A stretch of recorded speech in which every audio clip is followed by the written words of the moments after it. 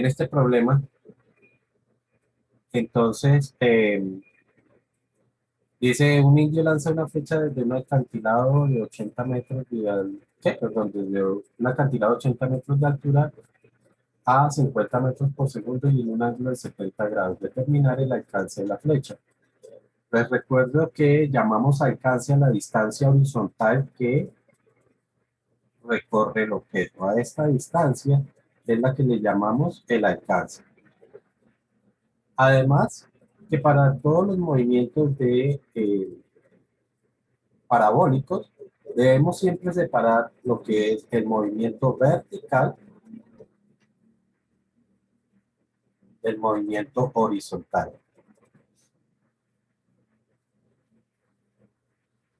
El alcance hace parte del desplazamiento horizontal, o sea que el alcance lo tenemos que calcular es desde el análisis horizontal. El alcance no es otra cosa que la distancia que va a recorrer.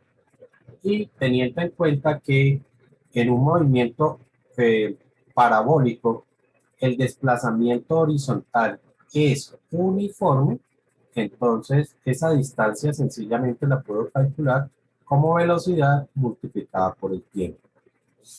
Pero además debemos recordar también que esta distancia, pues, perdón, que esta velocidad es una velocidad en sentido X, ¿ok? Y que para poder hallar esa velocidad en sentido de X, pues nosotros tenemos que descomponer el vector velocidad, entendiendo que esta velocidad de la que nos habla inicialmente es una velocidad, o el vector velocidad sería algo como esto. Este es el vector velocidad, ¿ok? Que dice que es de 50 metros por segundo y que tiene un ángulo de 70 grados, ¿ok? Entonces tengo que descomponerlo en forma horizontal. A esto de acá es lo que llamaríamos la velocidad en X y esto de acá sería la velocidad en Y, ¿ok? Que para poder hallar esas velocidades, la velocidad en X la calculábamos sencillamente como la velocidad multiplicada por el coseno del ángulo. Y la velocidad en Y la calculábamos como la velocidad multiplicada por el seno del ángulo. ¿Ok? Si reemplazamos los valores que tenemos, sería velocidad que vale 50 por el coseno del ángulo que son 70 grados. Mientras que la otra será 50 por el seno de 70 grados. ¿Cuánto nos da esto? Nuevamente les recuerdo, muchachos, que por favor formateen sus calculadoras para empezar, porque debemos tenerlas siempre en, eh, en grados, ¿no? La calculadora, cuando viene con su configuración inicial, viene en grados. Así que por eso debemos formatear 50 por el coseno de 70. Eso nos daría 17.1. La velocidad vale 17.1. Y la otra velocidad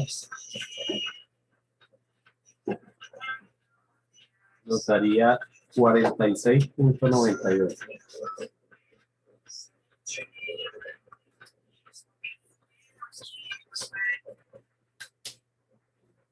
¿Ok? Entonces, para este desplazamiento, tendríamos velocidad en X que es de 17,1 multiplicado por el tiempo. El asunto es este tiempo. ¿Qué tiempo es el que debo utilizar? ¿Recuerdan qué tiempo se debe utilizar para este caso? Porque por el enunciado no aparece ningún tiempo. ¿Nadie recuerda?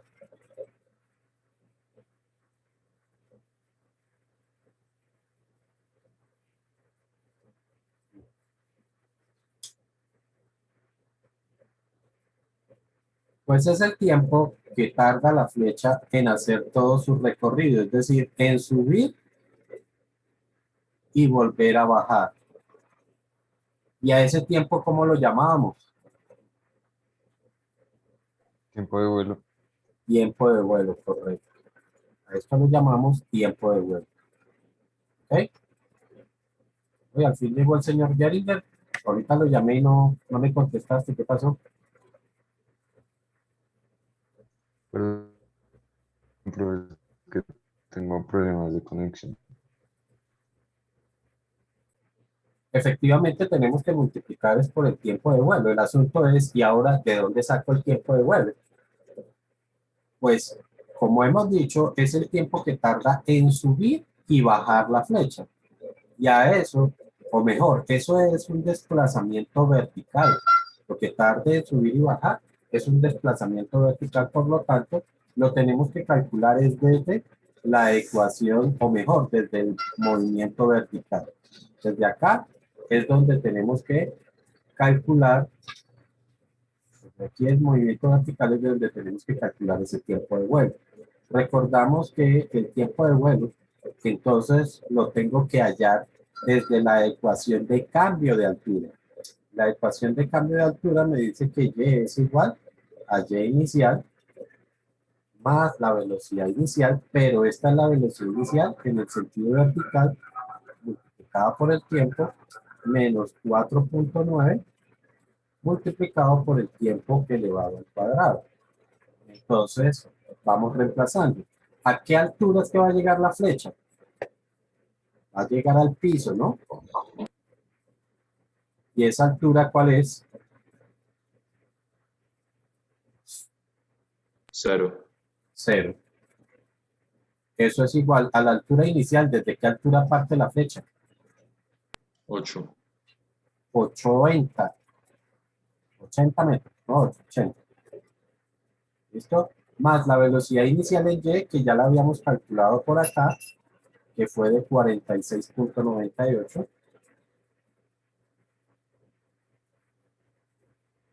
Multiplicado por el tiempo que no conocemos, menos 4.9 por el tiempo elevado al cuadrado. Esta es una ecuación cuadrática y pues tendremos que aplicar la fórmula cuadrática para resolverlo.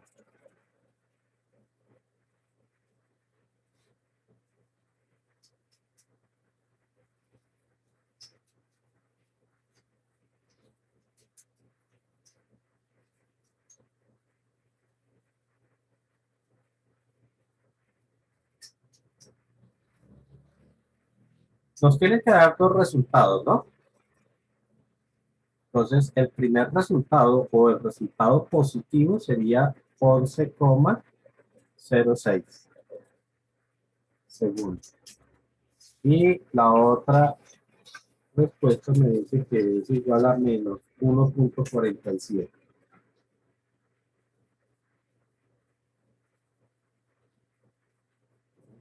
También segundos. Para este caso, entonces, debemos tomar ese valor positivo, ¿no? Por lo tanto, ahora sí podemos calcular el alcance. Profe, una pregunta. Tienes el- ¿Yo cómo sé en qué caso debo utilizar el positivo o el negativo?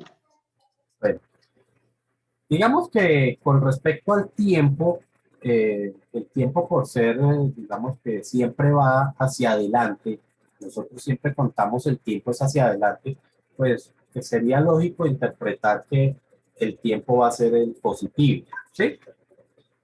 Pero, ¿y qué interpretación va a tener ese tiempo negativo? ¿Sí?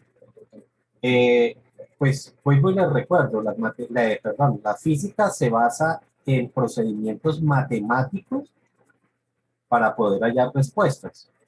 O sea que matemáticamente vamos a tener unos resultados, pero físicamente yo debo interpretar el resultado, ¿sí? Yo les he dicho a ustedes que esta ecuación de tiempo proviene de un cambio de altura. Esta ecuación lo que me permite determinar es un cambio de altura. ¿Sí? Eso significa que lo que ella me proporciona es el cambio desde 0 metros, desde 0, porque eso fue lo que hicimos, asignarle una altura final 0, desde 0 hasta 80. ¿Sí? Es este cambio, desde 0 hasta una altura 80. Entonces, como a la matemática no le interesa que esto sea un indio y que el tiempo va hacia adelante, a la matemática eso para ella es lo de menos.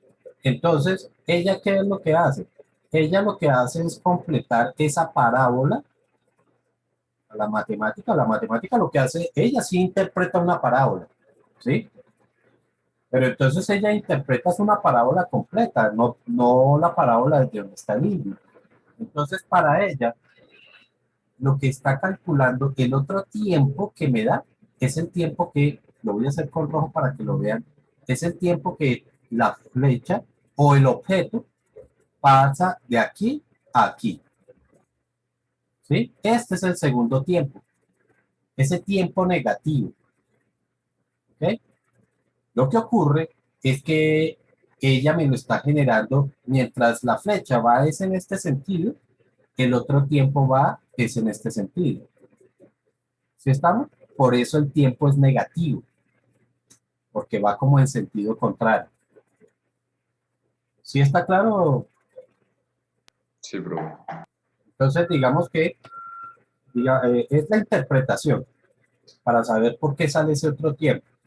Pero, vuelvo y repito, a nosotros el sentido que nos interesa es el sentido positivo, por eso tomamos el tiempo positivo. Y ahora sí podemos hacer el cálculo. Entonces, 17.1 multiplicado por 11.6.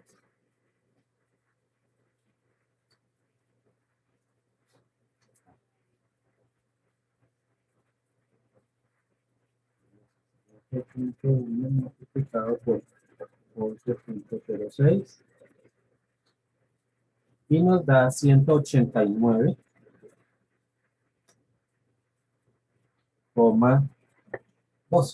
Bueno, 13 ahí por redondeo. ¿Listo?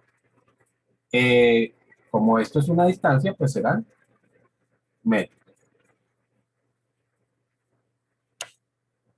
Con respecto a movimiento parabólico, existen unos problemas que son ya un poco más complejos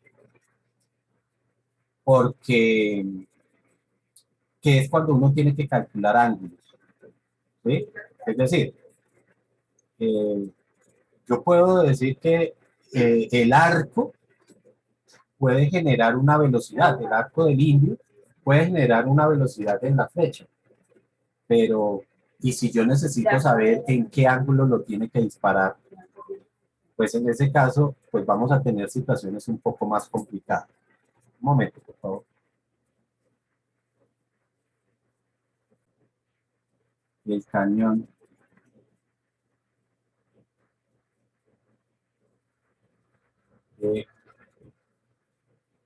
Perdón, un cañón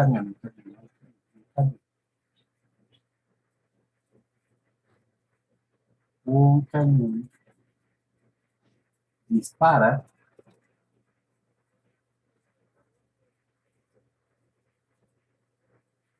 dispara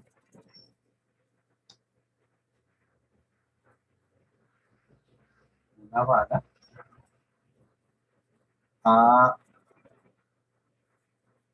eso, 80 metros por segundo. Si se quiere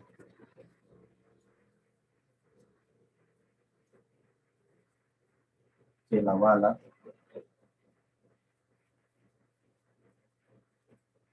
llegue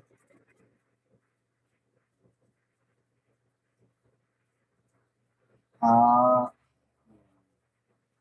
una distancia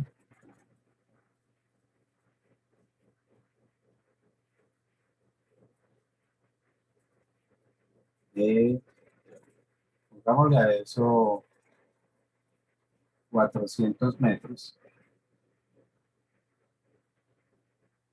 ¿en qué ángulo? Eso está muy poquito lejos. Vamos a acercarla un poquito. Digamos 300 metros.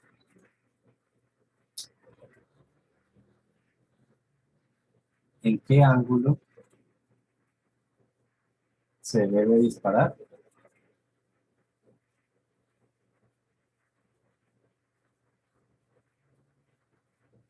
¿Ok? Aquí hay un problema porque nosotros todo lo que hemos hecho o todos los ejercicios siempre los hemos planteado ya con un ángulo conocido y pues eso nos permite ya encontrar digamos que las velocidades horizontales y verticales, ¿cierto? Aquí pues tenemos que partir al contrario. Entonces, sigo haciendo el análisis vertical y el análisis horizontal por separado. Vertical y por acá tendremos el análisis horizontal. Entonces, yo sé del análisis horizontal, yo sé que la distancia que tiene que recorrer la bala son los 300 metros. ¿Ok? Ahora, ¿cómo nosotros hallamos esa distancia?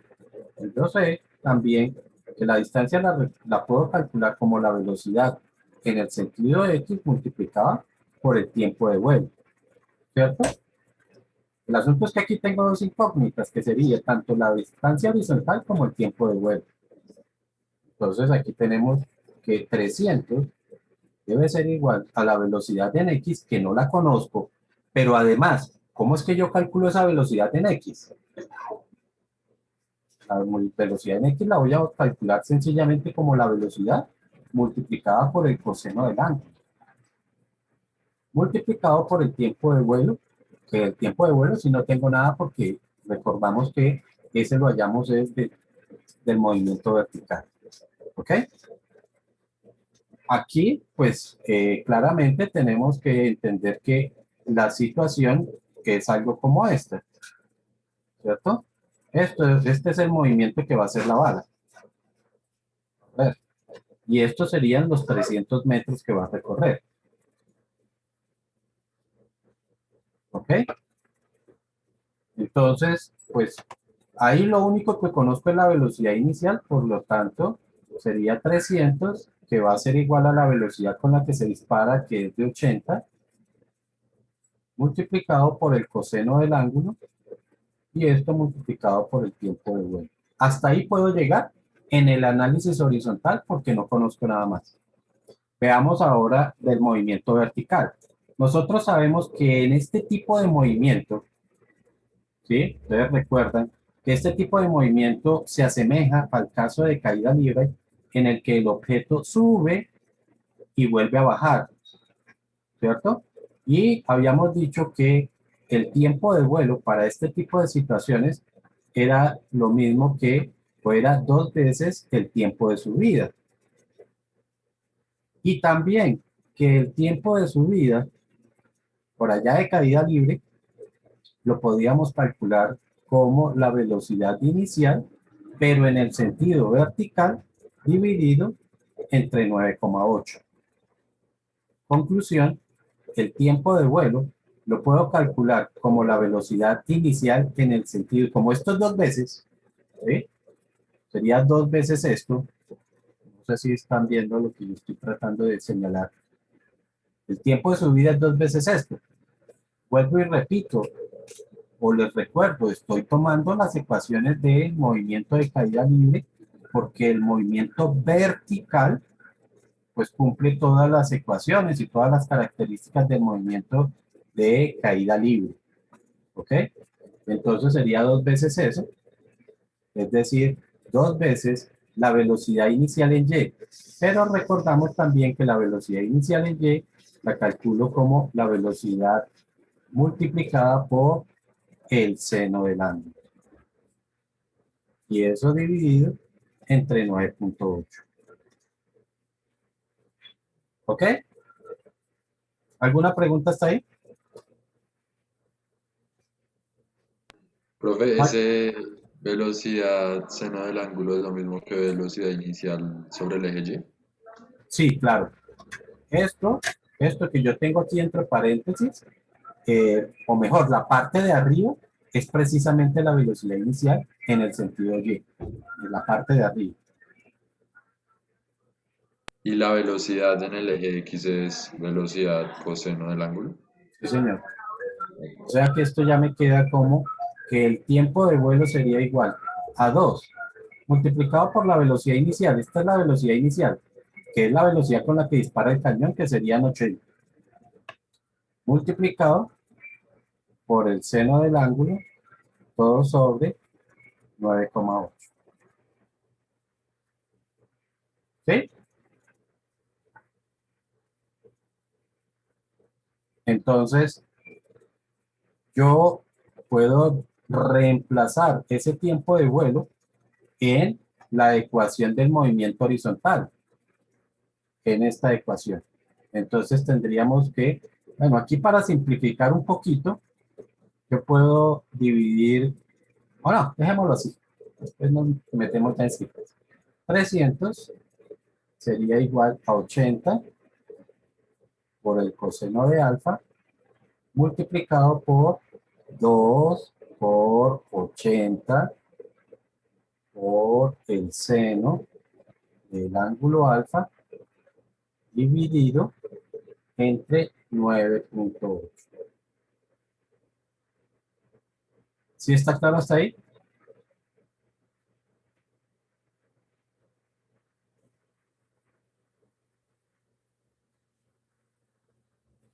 ¿O hay preguntas, dudas, inquietudes? ¿Ah?